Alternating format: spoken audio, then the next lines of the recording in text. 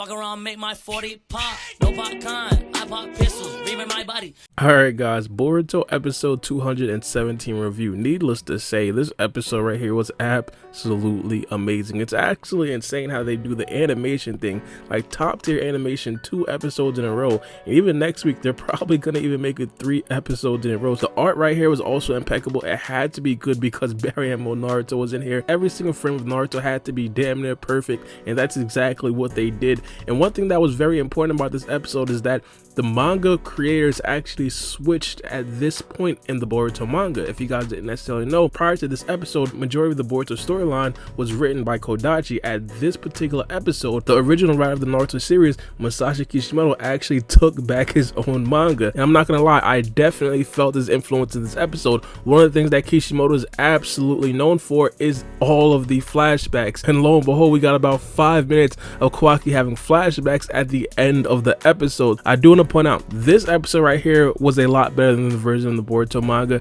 I think just the storytelling was just like 10 times better, especially when it seemed that Naruto was getting a little bit weaker in his Baryon mode, and we'll talk about the Baryon mode in a couple seconds. But in this particular episode, you heard Naruto's heartbeat, you seen the Baryon mode kind of flickering in and out, and not only that, the scene with Kawaki's arm kind of flickering in and out with his lights. This episode completely outperformed the chapter, and I'm super happy. Now time to get into Naruto's Baryon mode. Again, as I said earlier, it looked absolutely amazing. I think hands down, Naruto in Baryon mode is the strongest character in all of the series. I honestly believe if you drop Naruto with his Baryon mode in like an Otsutsuki dimension or something like that, or an Otsutsuki planet, Naruto would do some damage, bro. This guy would absolutely destroy a couple of the Otsutsuki members at first, and then have a little bit of time with the stronger ones. One of the reasons why I absolutely love Naruto's Baryon mode is that his strongest ability might not even be the power boost from the speed and strength. In this episode, a completely different ability from Naruto's Baryon mode was actually named. It was the ability to shorten the lifespan of anybody that Naruto was actually fighting. This right here is very important because in this episode, Isshiki Otsutsuki actually detailed that he was expecting conservatively to have 20 hours left. All of a sudden, he only has 30 minutes left. And this right here is essentially when Naruto was losing all of his power. So this right here came in absolutely clutch. Not only that, that right there was just the first time. Isshiki Otsutsuki a couple minutes later basically said that he only had about 5 minutes left. And I know for damn sure 25 minutes and the Boruto anime did not elapse before he actually said that he only had 5 minutes. The Baryon mode right now is absolutely insane. That pretty much means that even if Naruto isn't necessarily faster and stronger than his opponents, he could still find a way to win by shortening the lifespan and significantly injuring them with that to actually gain the upper hand. I think specifically talking about Naruto's Baryon mode, some people are probably going to ask the question, will anybody ever surpass full power Naruto in his Baryon mode?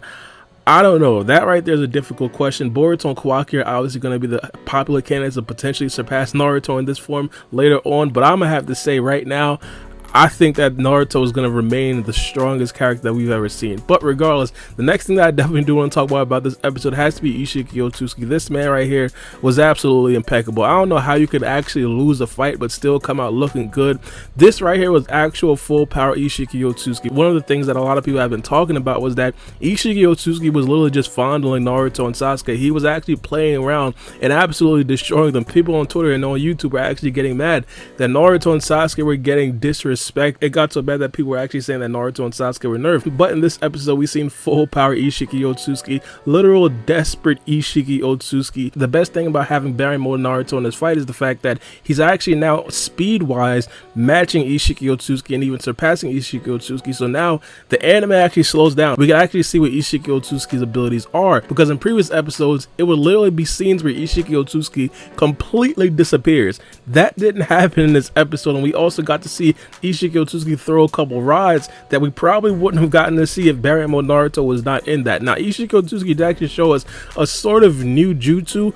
This right here looked absolutely insane. It was like a star built from those rods when he was trying to find Kawaki and made it rain with those rods. But the storyline itself in this episode right here was absolutely impeccable. It started off with Naruto completely wailing on Isshiki Otsutsuki, and out of nowhere Isshiki Otsutsuki kind of gets the upper hand, or it kind of becomes on equal footing because Naruto himself is getting weaker and weaker in Baryon mode. And obviously we know Naruto is probably going to die when it completely wears off and things actually settle, which is going to be be a very sad scene. Manga readers, I want you guys to calm down. Because Naruto's getting weaker and weaker, it comes to a point where Isshiki Otsutsuki actually gets the upper hand in the battle, puts Naruto on the ground, starts choking Naruto. By the way, Isshiki Otsutsuki loves to choke people. That's besides the point, but he somehow finds Kawaki's chakra linked with Naruto's own chakra and actually opens a portal and summons this man to that dimension. When I seen this in the Boruto manga for the first time, my jaw completely dropped. Everything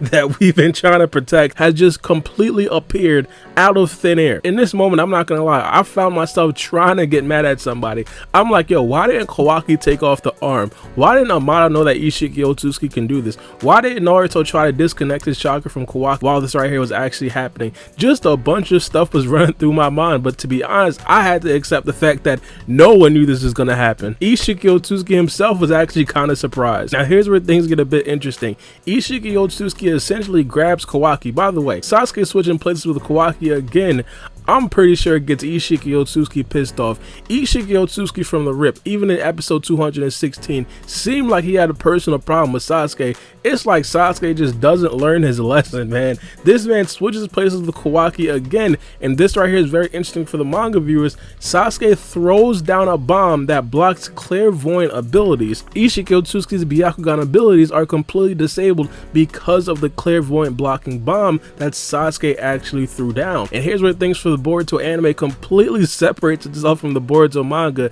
This scene right here on forward was like 10 times better, if not like 20 times better than what it was into the Boruto manga. Isshiki Otsutsuki flies up into the air, starts to scream Kawaki. You could hear the desperation in Isshiki Otsutsuki's voice every other time in episode 216. This man sounded so calm, damn that sounded like he was whispering. Kawaki himself is running to hide. Isshiki Otsutsuki starts coughing up more blood. He then sees that Naruto was on the ground running, and then Isshiki Otsutsuki reverts back to something that he's done multiple times as Jigen.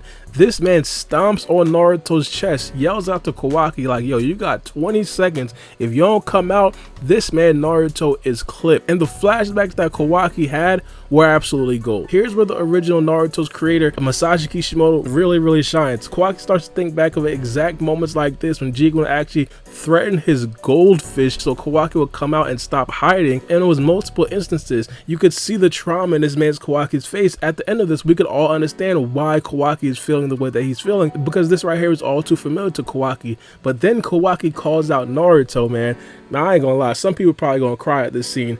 Out of nowhere, Naruto comes and rests Kawaki's head on his chest, the exact same thing that Naruto did back in episode 195, and it brought back so much memories for the Boruto diehard fans out there, and even the Naruto fans that just tuned in could probably appreciate this so much, because this right here is so much in Naruto's character. Naruto himself, we know this mainly because we've already seen what Karma actually told Naruto before. Naruto was already planning to die, but we all knew if that wasn't the case, Naruto would still be willing to actually die for actually saving Kawaki from Isshiki Otsutsuki. Now in the actual episode, this right here was illustrated a lot better than it was in the Boruto manga. Kawaki was actually wrestling with the idea, should he pop out, should he stay where he is, and eventually he chooses to pop out. And this right here is a hell of a cliffhanger. This right here was surprising to me because in the Boruto manga, this actual scene is in the middle of the chapter. This right here almost never happens in regards to actual adapting the Boruto manga to the Boruto anime. It has happened before, but not on a grand stage like this. Kawaki is literally face to face with Isshiki Otsutsuki. What is he going to do? I have absolutely no idea. Manga readers, I want you guys to calm down and not necessarily type much spoilers in the comment section below, but Kawaki at this particular moment is understanding and actually saying to the audience, Naruto's life is a lot more important to him than actually getting the karma seal, something that Kawaki has stated multiple times that he absolutely hated, and also the fact that Isshiki Otsutsuki is going to eventually be reborn either way. This man Kawaki gained a lot of fans in this episode, and I'm super happy. Not gonna lie, this episode right here in regards to adapting the Boruto manga was a lot shorter than I thought, and I think this right here is pretty much predicated by Kishimoto's writing style, with him adding like 5 minutes of Kawaki's flashbacks. Normally it'd probably be like, I don't know, 30 seconds, 45 seconds max, but this right here, I'm not gonna lie, added a brand new element to the episode. I'm super happy that they actually did it. But let me know what you guys think about this episode in the comment section below. I absolutely loved it. I might say episode 216 was better story-wise, but episode 217 looked the best, man. This right here just looked absolutely amazing. Let me know what you guys think in the comment section below. But it's been your boy Baryon, and we out. It's a knife.